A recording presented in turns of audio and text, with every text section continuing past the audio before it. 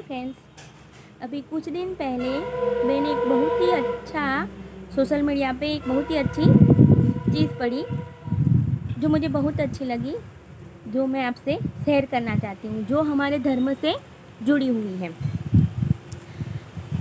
स्मशान में महर्षि दधीची का मांसपिंड का दाह संस्कार हो रहा था, तो उनकी पत्नी से उनका ये वियोग सहन नहीं हो पाया और वो भी अपने 3 साल के बालक को पास में स्थित पीपल के वृक्ष के कोटर में छोड़कर अपने पति की चिता में बैठ गई और वो भी सती हो गई। इस तरह से महर्षि दधीची और उनकी पत्नी का बलिदान हो गया। कोटर में पड़ा जो 3 वर्ष का बालक था वो भूख और प्यास से चिल्लाने लगा। जब कोई चीज़ उसे नहीं मिली खाने को, तभी उन्होंने पीपल के वृक्ष में पड़े गोंदों और पीपल के पत्तों को खाना शुरू किया और इसी तरह से दिन व्यतीत होने लगे। एक दिन वहाँ से नारद मुनि गुजरे तो वहाँ पे उन्होंने उस बालक को देखा। नारद मुनि उस बालक के पास गए और पूछा, बालक तुम कौन हो, तुम्हारा नाम क्या है? तो बालक ने कहा, यही तो मैं भी जानना चाहता हूँ। तो नारद ने कहा, तुम्हारे जनक कौन है? तो बालक ने कहा, ये भी तो मैं भी जानना चाहता हूँ। तब नारद मुनि ने ध्यान धरकर पता लगाया कि वो कौन है। तब नारद मुनि आश्चर्यचकित हो गए। उन्होंने कहा कि तुम महादानी महर्षि दधीची के पुत्र हो। उन महर्षि दधीची की अस्थियों से ही वज्र बनाकर देवों ने असुरों पर विजय पाई थी। तुम उनके पुत्र हो और तुम्हारे पिता मात्र 31 वर्ष की उम्र में ही उनका देहांत हो गया था। तो बालक ने कहा, उनका ऐसा मतलब ऐसी अकाल मृत्यु क्यों हुई, इसका कारण क्या है? तो नारद ने कहा, उन पर शनि की महादशा थी। तो बालक ने कहा कि मेरे ऊपर विपत्ति आने का कारण क्या है? तभी नारद मुनि ने कहा कि वो भी शनि की महादशा थी। उसके बाद नारद जी ने पीपल के गोंदों और पत्तों को खाकर बड़े हुए बालक का नाम पिपलाद रखा और पिपलाद को दीक्षित किया। और नारद मुनि के जाने के बाद पिपलाद ने नारद मुनि के बताए अनुसार ब्रह्मा जी की घोर तपस्या की और ब्रह्मा जी को प्रसन्न किया। ब्रह्मा जी ने खुश होकर वर मांगने को कहा।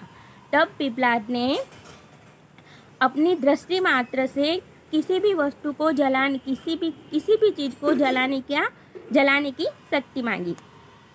ब्रह्मा जी वर देकर चले गए। उसके बाद पिपलाद ने सर्वप्रथम शनिदेव का आह्वान किया और अपने सन्मुख प्रस्तुत किया। आँख खोलकर उन्होंने शनिदेव को भस्म करना शुरू किया। शनिदेव सहशरीर जलने लगे। पूरे ब्रह्मांड में कोलाहल मच गया। सभी देव विफल हो गए। सूर्यदेव भी अपने बेटे को जलते हुए देखकर ब्रह्मा जी के पास उसको बचाने का विनय करने लगे। ब्रह्मा जी तुरंत पिपलाद के सामने प्रकट हुए और पिपलाद से कहने लगे कि तुम शनिदेव को माफ़ कर दो, छोड़ दो। फिर भी पिपलाद नहीं माने। तब ब्रह्मा जी ने कहा, तुम 1 वर के बदले 2 वर मांगो। तब पिपलाद ने कहा, ठीक है। तब पिपलाद ने 2 वर मांगी। पहला ये कि जन्म से 5 साल तक किसी भी बच्चे की कुंडली में शनि का स्थान नहीं होगा, जिस तरह से मैं अनाथ हुआ। और दूसरा, मुझ अनाथ को पीपल वृक्ष ने शरण दिया है, इसीलिए जो भी व्यक्ति सूर्योदय से पूर्व पीपल वृक्ष में जल चढ़ाएगा उस पर शनिदेव की महादशा का असर नहीं होगा। उसके बाद पिपलाद ने ब्रह्मदंड से शनिदेव के पैरों में घात किया, इस वजह से शनि और उन्हें मुक्त किया। इस वजह से शनिदेव के पैर क्षतिग्रस्त हो गए और शनिदेव पहले की तरह तेजी से चलने लायक नहीं रहे। और तब से कहा जाता, तब से कहते हैं शनिः चरति यः शनिश्चर, अर्थात जो धीरे चलता है वो शनिश्चर है। और आग में जलने के कारण शनिदेव काले रंग के अंग भंग रूप वाले हो गए। तब से ये शनिदेव की काली मूर्ति और पीपल वृक्ष की पूजा का यही धार्मिक हेतु है। उसके बाद आगे चलकर पिपलाद ने प्रश्न उपनिषद की रचना की, जो आज भी ज्ञान का बृहद भंडार है। फ्रेंड, अगर आपको ये जानकारी अच्छी लगी हो, क्योंकि ये हम सबके काम आ सकती है। पीपल वृक्ष में हम सब जल चढ़ाते हैं, हमारा धर्म है ये। तो फ्रेंड्स, अगर आपको मेरे वीडियोस पसंद आते हैं तो प्लीज़ लाइक, शेयर और सब्सक्राइब करिएगा। Thank you. जय श्री कृष्णा।